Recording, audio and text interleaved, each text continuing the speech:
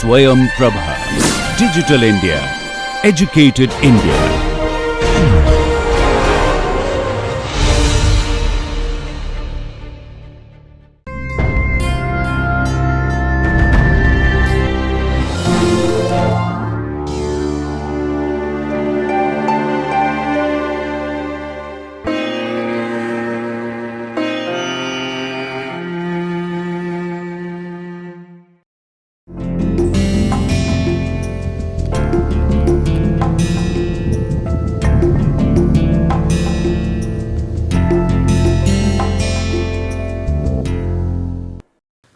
Hello, hi, welcome back to NPTEL's MOOC course on developing soft skills and personality. I am Ravichandran. It's now 7th week and module 1 and lecture number 37. Just one more week and the course will be completed. I hope you are enjoying doing this course and writing the assignments, and I hope you are getting ready for the exam also.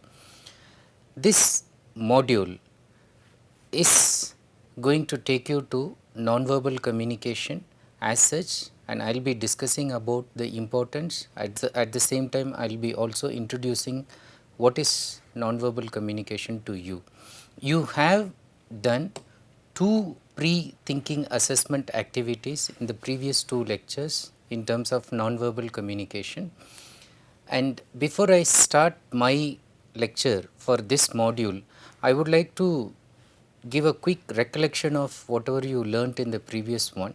So, in the previous one, I just used the assessment activity to check your existing knowledge about body language so that I can try to undo it in the current ones and to clear certain misconceptions about nonverbal communication. I deliberately gave 10 true statements, and those are: silence can be used as a powerful means of dominance. Nonverbal communication can contradict verbal meaning.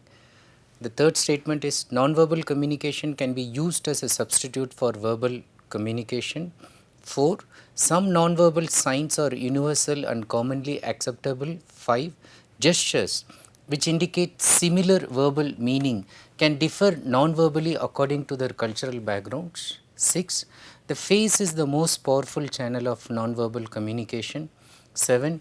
We move away from persons we dislike. 8. Negative nonverbal signals are more noticeable than the positive ones. 9. Awareness of your body language can help you control it. The last one, 10th one, it is difficult to fake body language for a long period of time. Towards concluding, I just asked you another question about your knowledge about accessories. I asked you whether accessories will enhance or will act as barriers to communication. The answer is accessories can enhance the effectiveness of communication as well as act as barriers depending on how appropriately you use accessories. Some illustrative examples I gave. One, for example, use of high heels by women. So, it gives them a kind of power relationship, equality when they look at their boss eye to eye. But at the same time, if they are going to wear diamond studded high heels, okay, gilt edged ones, so they are going to be distractors and they will act as barriers to communication.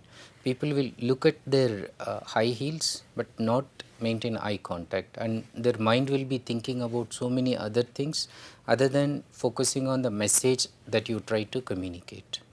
So, overall I concluded by saying that any inappropriate accessory can cause barrier. It can be in terms of anything: clothing, when you dress excessively or when you underdress, both cases it can act as barrier. Body perfume, I said gender appropriateness is necessary.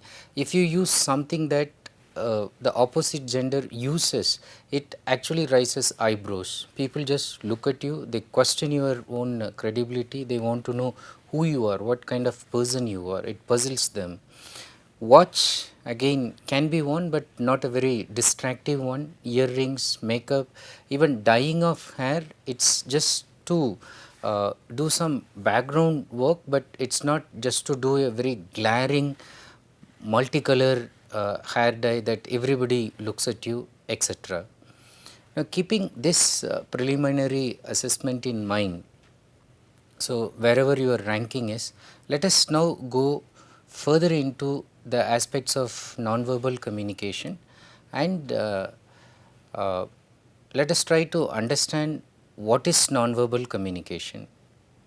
Now, before I start, I would like to start with this quotation about body language.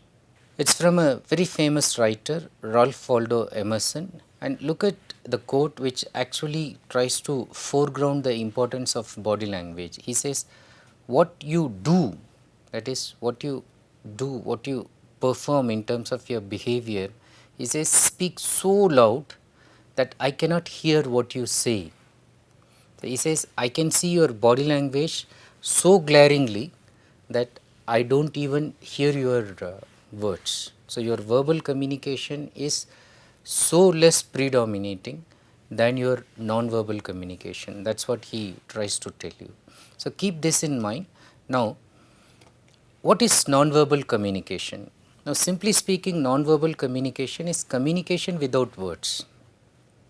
If you can communicate using images, symbols, signs, gestures, facial expressions, postures, etc., without using any words, you are using non-verbal communication.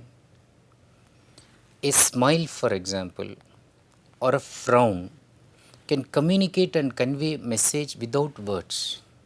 Sometimes people are annoyed, irritated, they just can give a frown. So that gives so much meaning, message, than even saying something. Nonverbal communication is a dynamic and continuous communication process. That's the merit and limitation of this communication, the danger as well as asset of this communication. It's dynamic and continuous communication process. It doesn't stop, where commonly understood codes are used by the senders and the receivers. The code could be something like yellow rose. When you give, it is understood that it is friendship. If a white dove is sent, you know that you want peace. Each flag of a country is a symbol and it indicates, represents the country.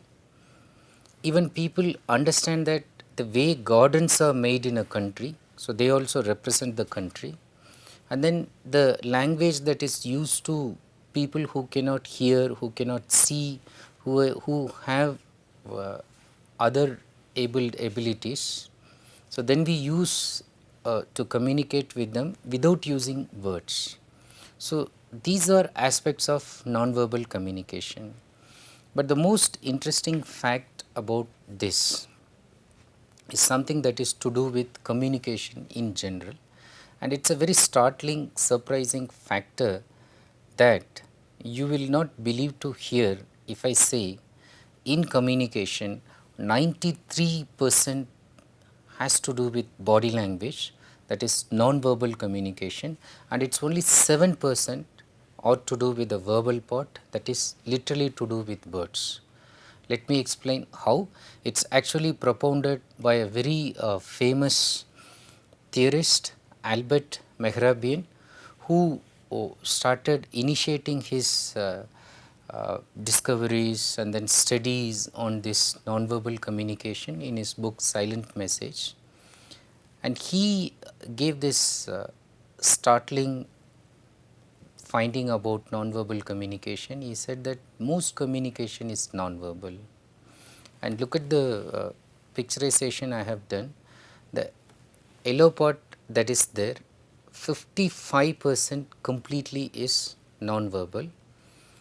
The orange part, that is 38%, that is vocal. Okay, that is not verbal but vocal, in the sense tone, inflection, other sounds like So these are not actually words, but they are the vocal ones, but nevertheless they also communicate something.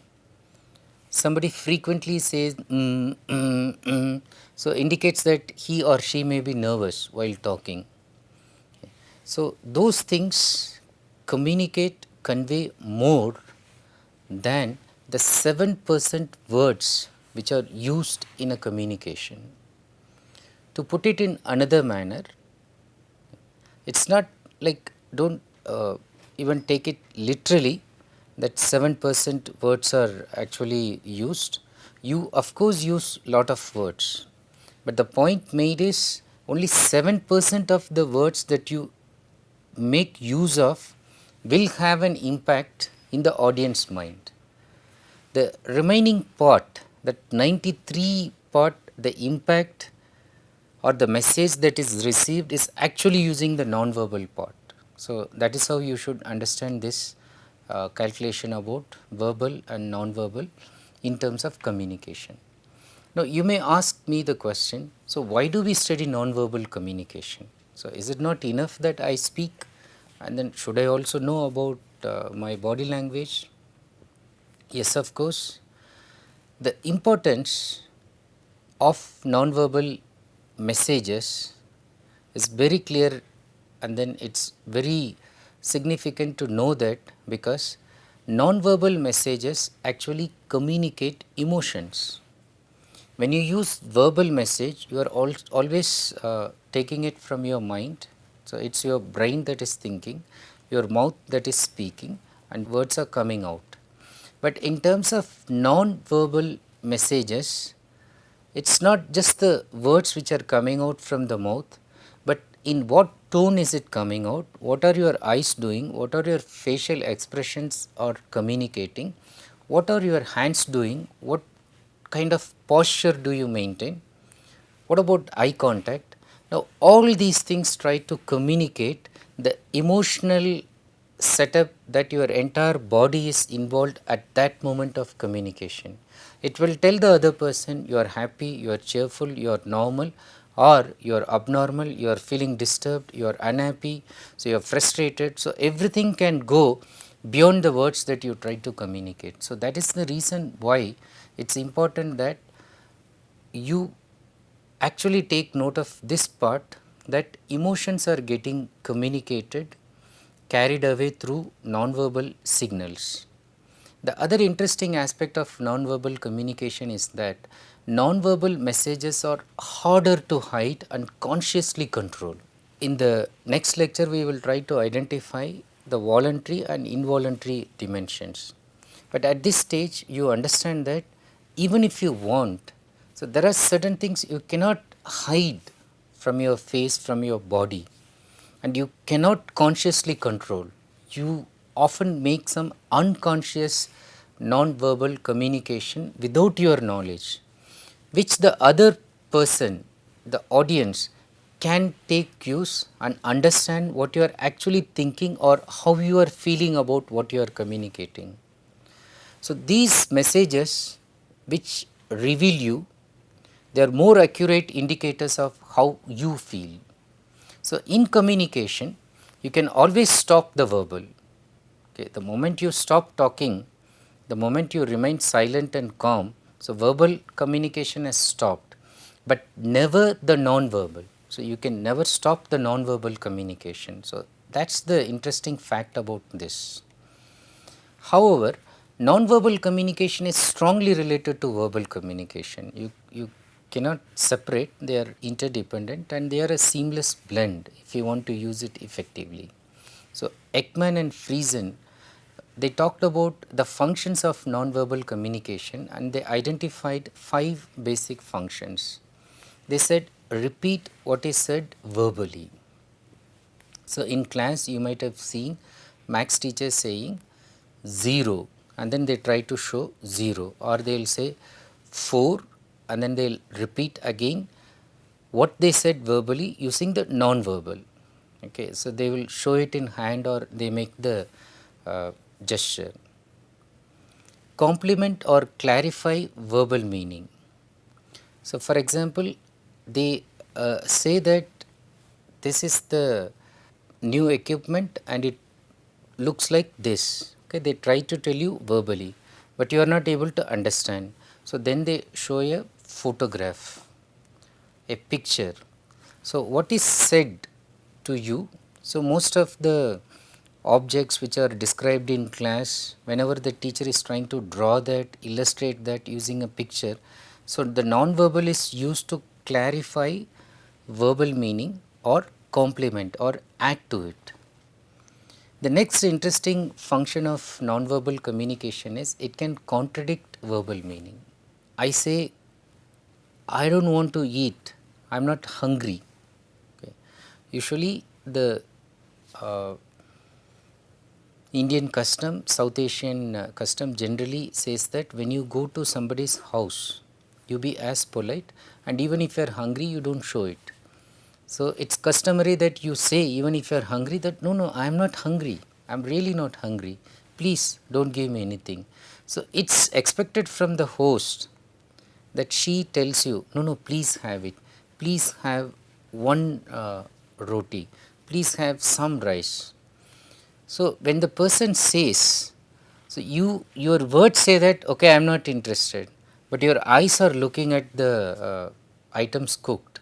Okay, your nose is smelling already. So and then your mouth is already started salivating because it's feeling hungry. Now intelligent and shrewd hosts will note this. They know that you are really hungry, but out of modesty, you are just saying that you are not hungry.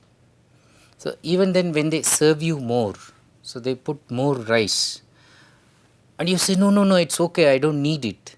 But they look at you and then they know that your eyes are actually feeling that you should have it, and your hands, instead of saying no, it's like saying okay, you can give me more. Okay, and you don't even realize that your body is telling them to give you more. Regulate verbal interaction. How is verbal interaction regulated? Take for example a situation. The teacher says, those who are sitting in the front row, I am just going to assign 10 tasks. Okay. So when I say 1, you say 1, and then I will give you the first task. Okay. Up to 10 people I am going to select.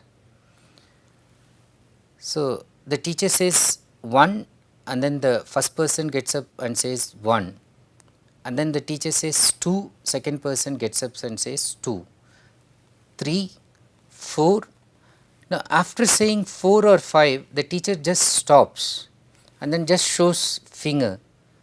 The person gets up and says that 5, 6, 7, 8, 9, 10. So actually the teacher need not continue with verbal interaction. After some time, using the non-verbal gesture, the audience will understand. And the last interesting thing is it can be used as a substitute for verbal meaning completely. So the best example is like if you are just making lot of noise, the teacher can simply put the finger in the mouth and then say just keep quiet. So without even saying anything, so people immediately understand and then they keep quiet. And so many examples you can think of. It can be just used as a substitute for verbal meaning. Now these are the basic functions of non-verbal communication. Now let us look at a debate which is related to non-verbal communication, and then let us make informed decision as what you should be doing with regard to non-verbal communication. The debate is whether non-verbal communication or your body language, the way you conduct yourself using non-verbal gestures, is it because of nature or nurture? So nature implies that it's given to you through genetics. You have got it through genes, it's hereditary and it is innate. Nurture indicates that it can be civilized, it's cultivated, it's given to you through culture, through society, through people, and you borrowed it from others, you imitated, you learnt it from others, from the surroundings, but it was not in your genes. So if you take the genetics debate, there are certain things to prove. For example, things like the narrowing of eyes, okay, is universal and natural. Okay. So the narrowing, generally they indicate that people who are cruel, people who want to show power, people who are wicked, cunning, they say they try to narrow their eyes. It's even clearly shown in the Japanese comic manga. The heroes are wide eyed and innocent. Okay, and even you will see children and all that when they are drawn, mostly they are wide eyed just to indicate that they are innocent. So the bad guys are always shown with narrowed eyes. Okay, they say that it's a kind of universally accepted one and it is considered as something that is natural. The other aspect in which people who argue that this comes to us through genetics, they say that our sense of territory, the way we use territory, the way we use our surroundings, our home, they say it's just like the way the animals, the birds use their nest. Our home is our nest. Okay, just like the birds go and sleep in their nest, we go and use our home. So, and we protect it from enemies. We protect it from any other outside sources, external things. And we safeguard within our home our own private space. Okay, so we have close people. So if you look at the dining room, so you can invite guests, but when it is a bedroom or a cozy sofa, so then you are very choosy. It's your own family members. Okay, when somebody is lying on your lap, again it's your own family member, so not outside person. So that way of using territory, people again argue that it's coming as something that is natural to you, just like the animal and bird's instinct. But the other debate is the most important and relevant one for us, where we understand it's not just nature, although there are some basic fundamental things which we can accept universally, just like these two aspects of nonverbal communication, that is this eyes widening and then narrowing and then using of territory, are all shown as examples of things we do spontaneously. But anthropologists and sociologists like Hall and Goffman, they try to argue that nonverbal communication is a learnt behavior, and even desired behavior can be cultivated. Okay, especially if you want to develop some etiquette, okay, table manners, how to eat. So a totally uncultured person, okay, brought to a very formal place, but the person can be trained. So we have a crash course of training to people who are going abroad. Okay, if you go to France, for example, or Germany or any European countries, so there are courses, even like Japan, for example, how to behave in public, how to introduce, how to show appreciation, how to eat before others. So, no, those behavior can be cultivated, and that is important and interesting for us, and that is the main idea I want to put before you, that you should not think that in terms of body language, in case you think that you are not that good, and if you think that somebody else is much better than you should keep in your mind that you can develop the desired body language in you, okay, and it is possible. And in the next lecture or so, when I teach you some tricks, some techniques, some aspects of body language, you can also start practicing. You can be aware of it, control the one which are problematic, and then use the ones which you need to reinforce, emphasize to create a very pleasant feeling. So keep in mind, you can always learn this non-verbal behavior and you can cultivate that in you. There is another aspect to it that Hall and Mehrabian are talking about. They are psychologists and communication theorists. They feel that this is possible because the major way in which we use non-verbal communication is functional. What does it mean? Like I have put two examples. So suppose you are doing some paragliding. So you are just diving into the sky. Okay. So the only form of communication is using gestures, okay, and then it's a planned gesture. And when you are diving deep into the sea, again you will not be able to communicate using words, okay, you are breathing already, and then you cannot say anything through your mouth. So it's only through hand gesture, through eyes, okay, through your movement you can communicate something to the other person, whether you stop, whether you follow me, whether you move, some danger is behind you. So all the things you can communicate in a functional manner. Okay. So you put non-verbal gestures into use, so then it becomes functional. So they generally believe that you need to learn it, you can learn it if you understand that most of the times we are using it for functional purpose. So even when you are going for an interview, even when you are participating in a group discussion, so you use non-verbal communication in a functional manner. So again, if you keep this in mind, you will realize that since you need it in a functional sense, it's better you cultivate it, you develop it, and then you learn from the suggestions that I am giving. Just before concluding this lecture, having told to you that non-verbal communication is an important part of communication itself and you can develop it, look at this quote, think about it. So, this from one Janet Lane. She says, of all the things you wear, your expression is the most important.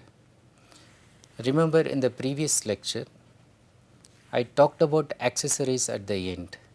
Accessories are the things you wear in terms of material things like watch, like even pen, belt, clothing, even spectacles. So they are all accessories.